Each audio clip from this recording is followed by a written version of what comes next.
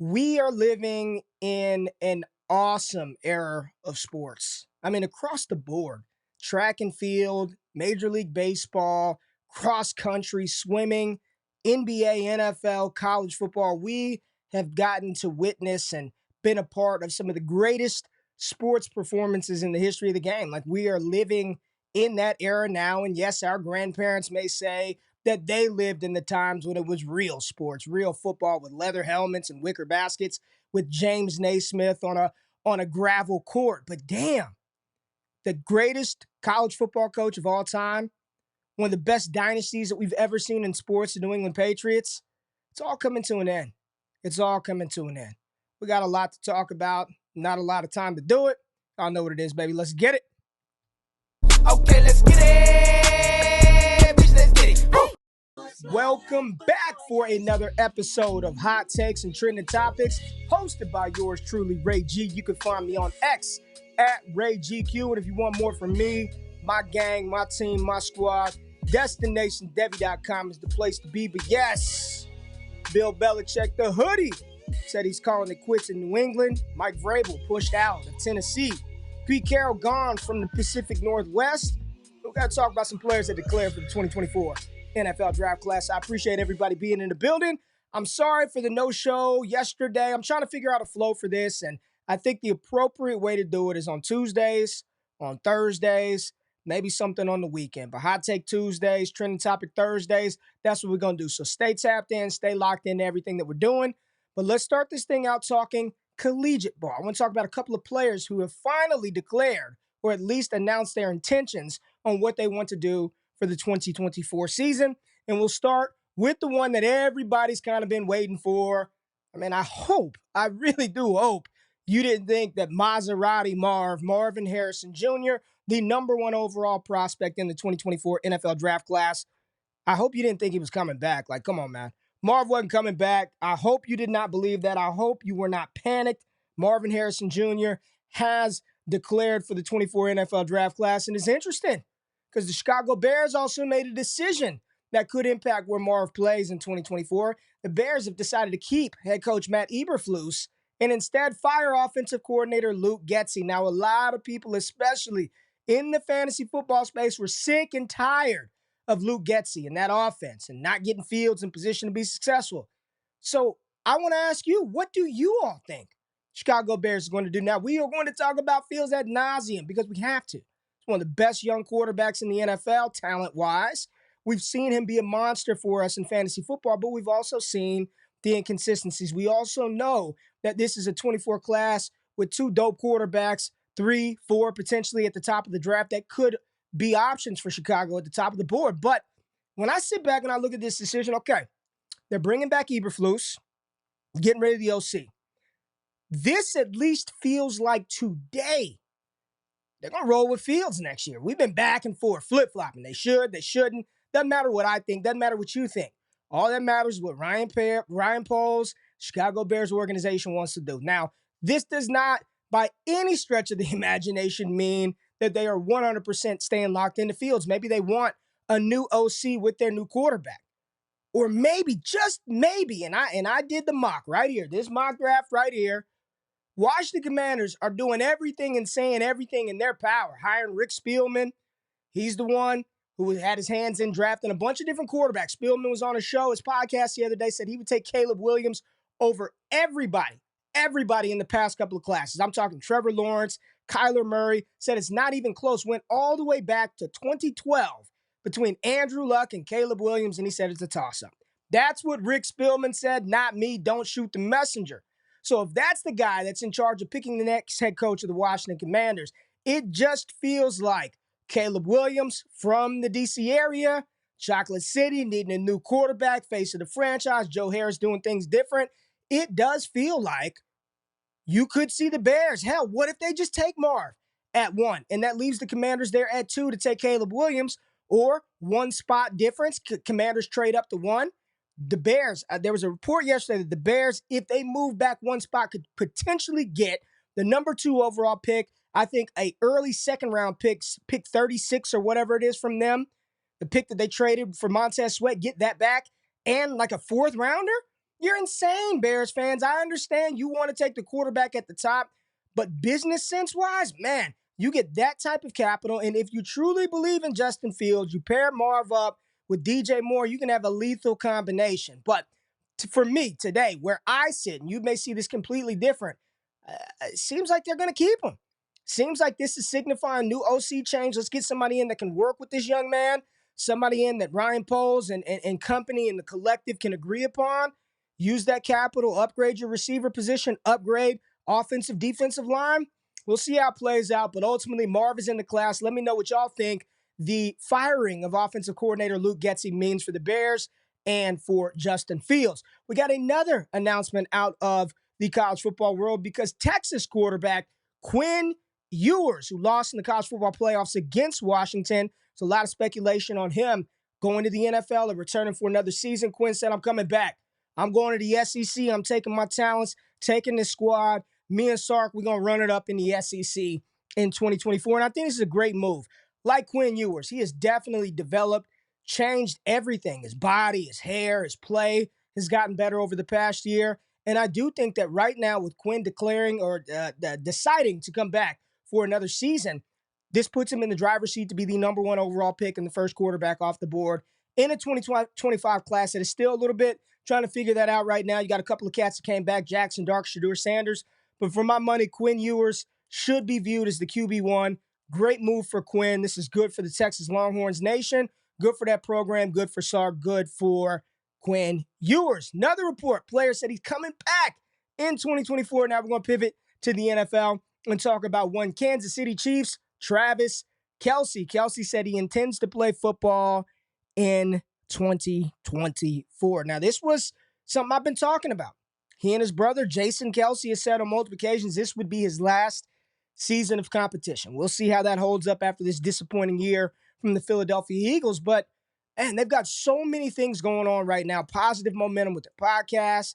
We know Trav's relationship status, all that other good stuff. But the narrative of these two brothers potentially retiring and going out together, inducting each other into the Hall of Fame when it's time to do that, potentially his first ballot Hall of Famer, as Travis Kelce should be. And I think Jason Kelce has played his way into being a first ballot Hall of Famer as well. But how dope would that be for those two to retire at the same time, continue to take their podcast to new heights, no pun intended, and then once it's time in a couple of years for them to give their Hall of Fame speeches and enshrine one another. And they're just talking about made for TV. But Kelce said, I'm coming back. So there you go. How do you react in Dynasty? I know a lot of people have moved Travis Kelce down. I know some people in a startup right now said he's come off the board as tight end 11. So the pendulum has swung from tight end 1 all the way outside the top 10. Now that we know Travis Kelce is back, let me know in the comments, where do you have him ranked amongst your Dynasty elite tight ends? Now let's get to the coaching staff changes. And my goodness, have we had a few since the last time we talked? Let's go to Tennessee, talk about what happened. Mike Vrabel out. My goodness, Mike Vrabel. And I know most people would point to the 6-18 record that the Titans have had over the last season and a half. But he just seems like such a good coach. This is one that I did not think was going to happen. And as you read the tea leaves and you start to shake the bushes a little bit, seems like there was some dissension in the ranks. Everybody wasn't seeing eye to eye in Tennessee with the direction of the franchise, with how things were going. You go back to that NFL draft, I think it was 2022 draft, when they had the camera on Mike Vrabel, and it was announced that the Tennessee Titans were trading away A.J. Brown and selecting Treylon Burks, and you see Vrabel just put his shit down and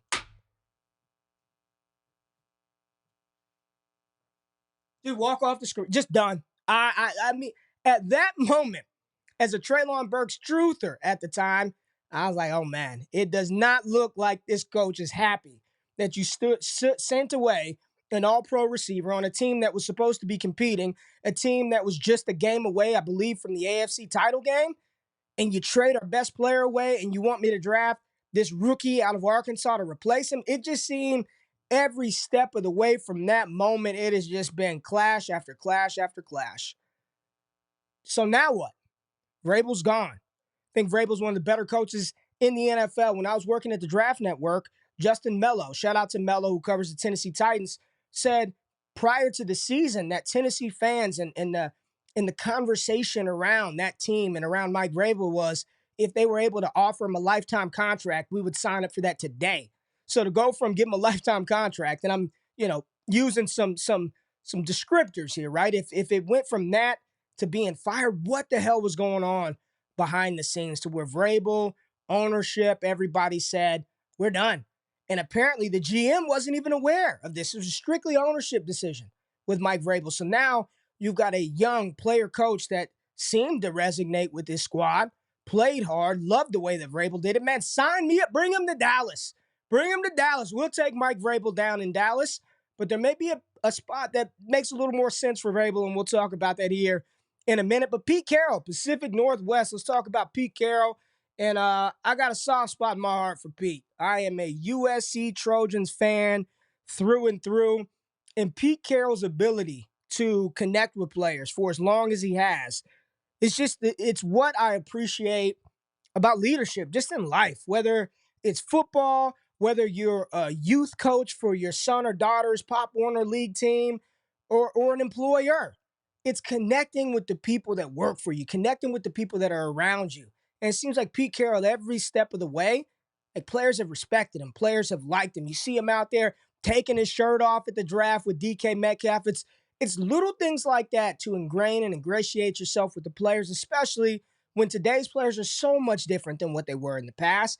Everything is different. Long gone are the days. And y'all know I'm 37 years old. If you got hit hard and was a little woozy back in high school and college when I played, you just got your bell rung. Just ding it up, ring it off, right? You got your bell rung, walk it off, you'll be all right. Go get some water. I'll take your helmet off, like that's gonna help. Take your pads off for a minute, squirt some water. You'll be all right, Rubs. This is not those days. It's not those days. These players are different. They're coming up in a different era, and always having an ability to connect with people and where they are, that's a strong quality and characteristics of a leader. And that's one of the things that I've appreciated with Pete. Apparently, he's gonna stay in the building. I don't know how that works. Maybe like Bruce Arians type situation. It's going to stay in the building. But this is where do you rank this spot? You're looking at the openings across the NFL, the Chargers, the Commanders, the Raiders, Seahawks, Titans, Falcons, Patriots. Rank these spots? I have no idea. But I do know that Pete Carroll, for what he did in college, his contributions in the NFL, dual stints, college and NFL, he's one of the greatest coaches in football history. So Pete Carroll, congratulations to you, old man. Still hip, still cool, still vibing. Pete Carroll, hell of a career from Pete, if this is in fact the end for him. Now we're going to get to the two showstoppers because, that's what we really want to talk about. I want to talk a little more about Getsy and Fields, but let's talk about the two showstoppers and the news that broke. I mean, across the world, everybody's talking about it, right? The greatest potential football coach of all time, but in my opinion, he is the unanimous first team, all-time, decade, century, generation college football coach, Nick Saban, 7 national championships, 6 with Alabama, 1 with LSU. What can you say? Over the course of his Alabama career, I believe he had 49 players drafted in the first round of the NFL draft, produced some of the best stars that we see today in the NFL and some of the best college football teams and some of the best games that we've ever seen in college football. Nick Saban calling it quits, hanging it up, wrapping it up. And it's funny because at the beginning of the season, go check the Twitter timeline. It was September, so I was drinking a little bit of the prime Kool-Aid too, but I was like, man, it just seems like Coach Saban is getting to that point where he might hang it up. Would love to see Coach Prime take over for Nick. They're doing them Aflac commercials together. Maybe in a couple of years is what I said. Now, we saw how Colorado season went. We know that talent was not there. Coaching was not there, so it's not going to be Coach Prime. Dan Lanning was a potential candidate. He's already put out a video. He's staying at Oregon. Kalen DeBoer, who won multiple titles at the lower level, FCS level, Sioux Falls, North Dakota. Sioux Falls, South Dakota, I believe. Is it South Dakota, North Dakota? I think it's South Dakota. And then he takes his talents to Washington and puts them right in the national championship. Kalen DeBoer would be a fantastic hire for Alabama. I really don't want to see Lane Kiffin there. I saw Kiffin. Sark, you ain't got no need. You're already in the SEC. You got the Longhorn Network behind you. There's no need for Sark to go back to Alabama. And then there were a couple other recycle, retread coach names. I think Kalen DeBoer would bring a fresh new slate to the table. And it's very reminiscent of what happened with Coach K at Duke.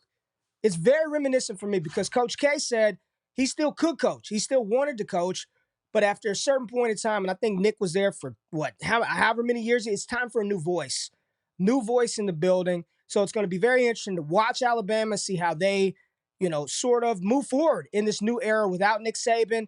And I'm very, very interested to see where all these players who are on the move go and what happens with Kalen DeBoer. But more importantly, Nick, just awesome college football coach. It was a pleasure to watch him do his thing, and those teams were damn dominant. I mean, Rolando McClain. You go back to when they had, just all players. McElroy.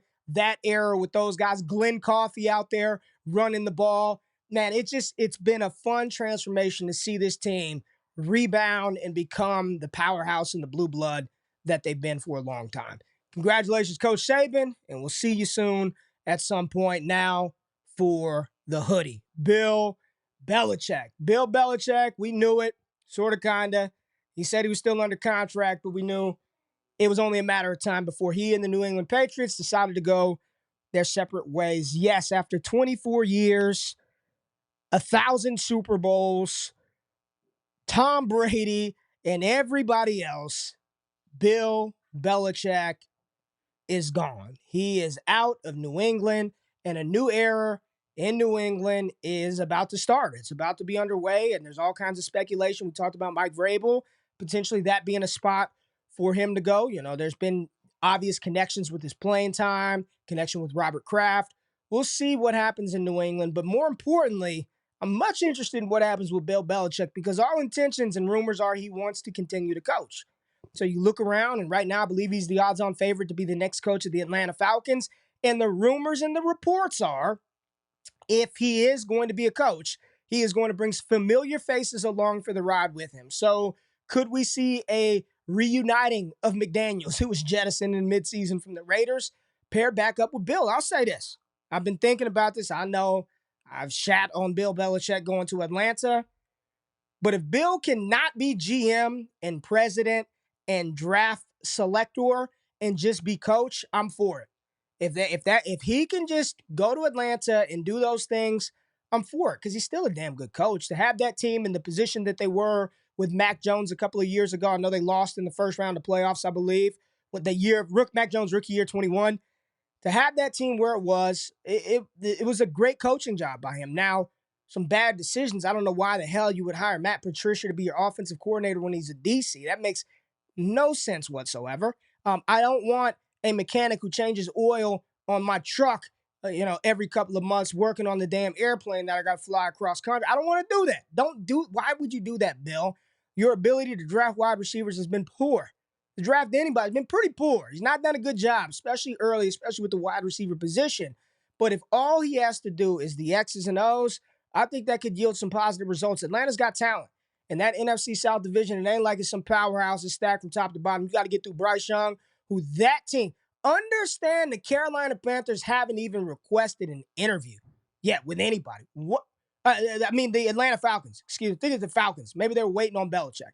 Hadn't even requested an interview yet for a coach. So now, hopefully, that Belichick's on the market, Vrabel's on the market. We start to get some movement to figure out what the hell is going to go on with Atlanta this year. If it's Bill the coach, I'm for it. If it's Bill, the draft pick guy, the GM, the president of football ops, I do not think that will end well. The definition of insanity is doing the same thing over and over again and expecting a different result. Go coach, Bill.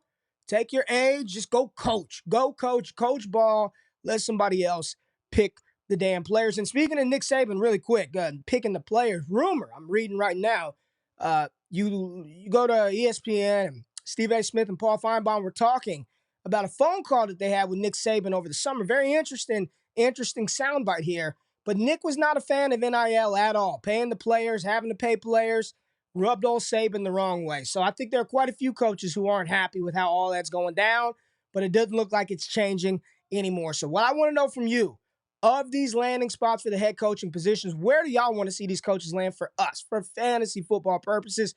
Where do you want these coaches to land? Who do you think will have the most impact in those locations? And just let me know, because it is never there's always something going on in the NFL world. Always something going on. And that's the show. we're going to get out of here. Those have been the hottest takes, the most trending topics outside of Cat Williams and Stephen A. Smith talking about Jason Whitlock, which we ain't going to talk about on this show. Maybe that's something for another time. But I appreciate y'all tapping in. If you appreciate this show, if you like the content on the channel, hit the subscribe button. Come on, folks. There's thousands of people watching this. We independent over here. I ain't with no ESPN, no NFL, no PF this. It's all Ray GQ. It's all Destination Debbie. It's all the damn time. Appreciate y'all. Y'all have a fantastic one. Stay locked into all the content. And remember, Tuesdays and Thursdays, that's when this show drops. Make sure you lock in, baby. We out. Peace.